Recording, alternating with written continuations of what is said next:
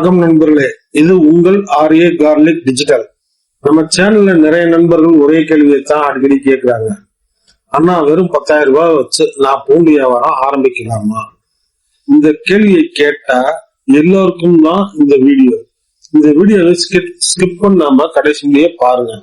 ஏன்னா நான் சொல்ல போற விஷயங்கள் புத்தகத்துல படிச்சது கிடையாதுங்க. பல வருஷங்களா மார்க்கெட்ல நின்று பார்த்த அனுபவம். இந்த வீடியோ முடியும் போது 10,000 ரூபாய் வச்சு வியாபாரம் ஆரம்பிக்கணும்னா வேண்டாமா, ஆரம்பிச்சா எப்படி ஆரம்பிக்கணும்னு உங்களுக்கே ஒரு தெளிவு வந்துடும். முதல்ல ஒரு விஷயம் புரிஞ்சுக்கணும் நண்பர்களே. நம்ம சினிமாவில எல்லாம் காட்டுவாங்க, ஒருத்தர் சின்னதா ஒரு தொழில் ஆரம்பிப்பாரு, அடுத்த சீன்ல பார்த்தோம்னா பெரிய வியாபாரி ஆயிடுவாரு. பாக்குறதுக்கு அது நல்லா தான் இருக்கும். ஆனா நிஜ வாழ்க்கை அப்படி இல்லை. வியாபாரம் என்பது ஒரே நாள்ல பெரிய ஆளாகிற விஷயம் கிடையாதுங்க. கொஞ்சம் கொஞ்சமா கத்துக்கிட்டு கொஞ்சம் கொஞ்சமா வளர்ற விஷயம். அதுக்கு முக்கியமா தேவைப்படுறது பணம் மட்டும் இல்ல, பொறுமை, உழைப்பு, அனுபவம், சரியான முடிவு.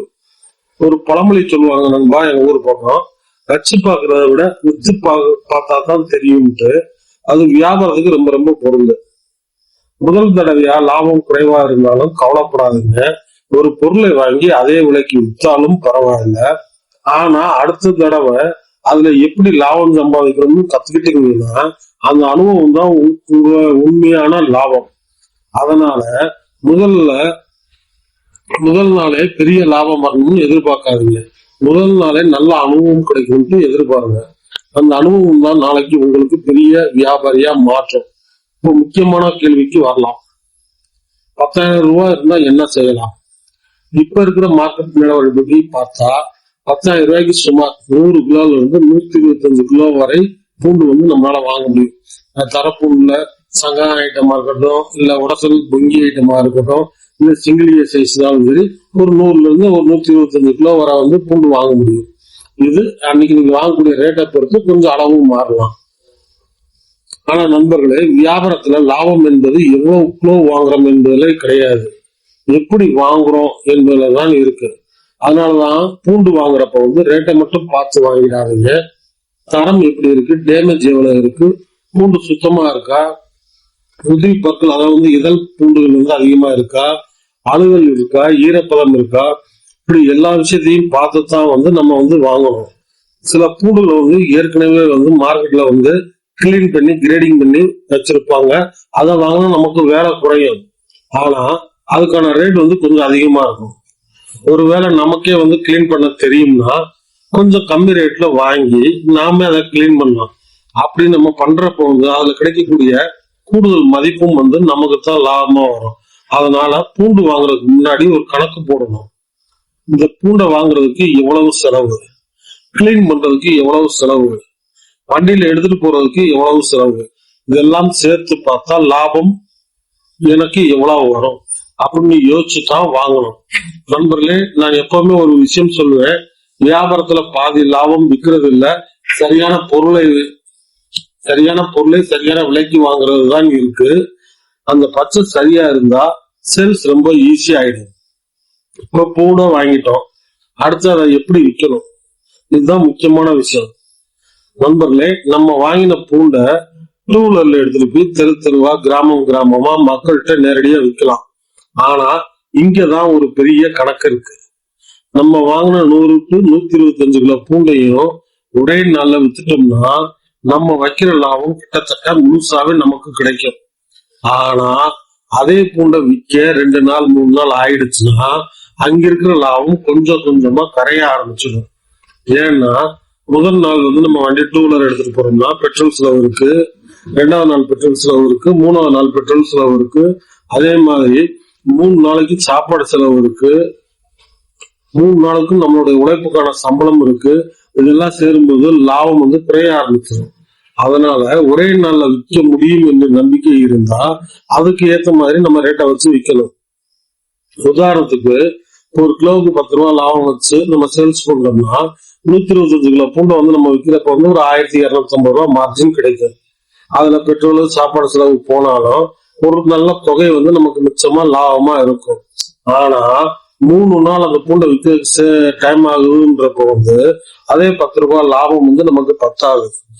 அப்போ செலவு கணக்கு நம்ம சேர்த்து பார்த்தோம்னா எங்கேயோ இடிக்கும். கிலோவுக்கு வந்து அப்போ வந்து நம்ம வந்து ஒரு கிலோவுக்கு வந்து 15 ரூபா அல்லது 20 ரூபா வரை வந்து மார்ஜின் வச்சுதான் ரேட்டை முடிவு பண்ணணும். ஆனா ரேட்டை வந்து அதிகமா வச்சுட்டா மட்டும் போதாது. கஸ்டமரினோட மனநிலையை நம்ம கவனிக்கணும். அவங்க இந்த ரேட்டுக்கு உடனே வாங்குறாங்களா, கொஞ்சம் யோசிக்கிறாங்களா, இல்ல நம்ம கிட்ட பேரம் பேசுறாங்களா, இது தினமும் கவனிச்சீங்கன்னா அடுத்த நாளே உங்களுக்கு மார்க்கெட்டு புரிய ஆரம்பிச்சிடும். இன்னொரு முக்கியமான விஷயம், சில்லறை வியாபாரத்துல வந்து நம்ம சேல்ஸ் பண்றப்ப வந்து 1/2 கிலோ 1/4 கிலோன்னு எடை போட்டு விற்கும் போது சின்ன சின்ன எடை வேறுபாடுகள் வரலாம். வந்து நம்ம மொத்தமா 10 கிலோ எடையை போட்டு வாங்கிட்டு வர்றதுக்கும் ரீட்டைல வந்து சில்லறையில வந்து நம்ம 1/4 கிலோ 1/2 கிலோவா கொடுக்கறதுக்கும் ஷார்டேஜ் எடை வந்து ஷார்டேஜ் அடிக்கும். அப்படின்றப்ப வந்து ஒரு 100 கிலோ பூண்டை வந்து நம்ம மொத்தமா விற்கிறப்ப வந்து மொத்தமா கணக்கு பண்ணி பார்த்தோம்னா கொஞ்சம் இட வித்தியாசம் ஏற்படலாம். குறைந்தபட்சம் வந்து 2ல இருந்து ஒரு 3 கிலோ முடிய வந்து இட வித்தியாசங்கள் வரலாம்.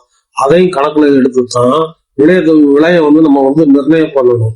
வாங்குற ரேட்டு, செலவு, எடை வேறுபாடு, லாபம், இந்த 4 கணக்கும் சரியா இருந்தா தான் வியாபாரம் நிலையாக வளரும்.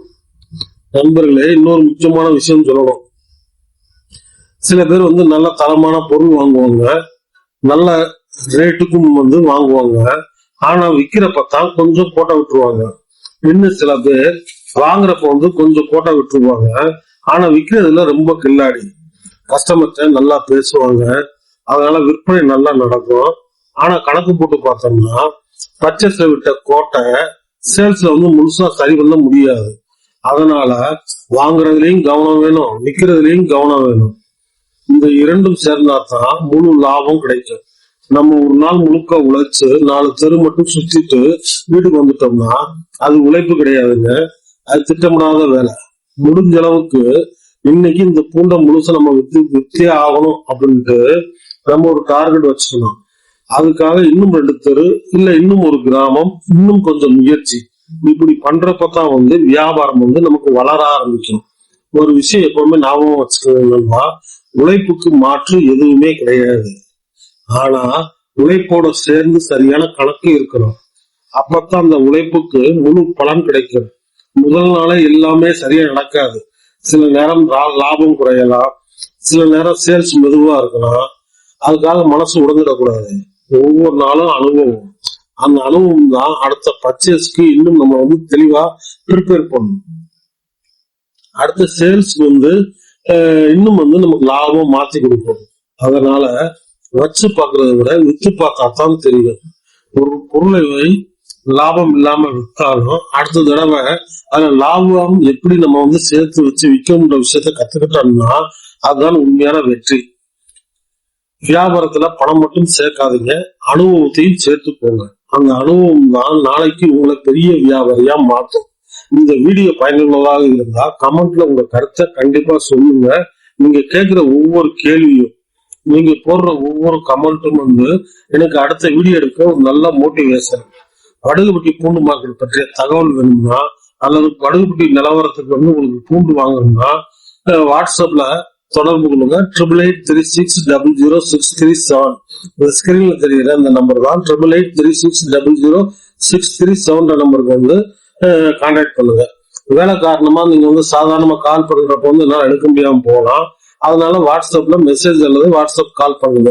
முடிஞ்ச அளவுக்கு நான் பதில் சொல்ல முயற்சி பண்றேன். இந்த வீடியோ பிடிச்சிருந்தா ஒரு லைக் பண்ணுங்க, உங்க நண்பர்களுக்கு ஷேர் பண்ணுங்க.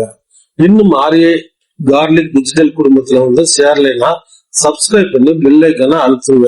ஆர்ஏ கார்லிக் டிஜிட்டல், விலை மட்டுமல்ல நம்பிக்கையும். நன்றி நண்பர்களே, மீண்டும் சந்திப்போம்.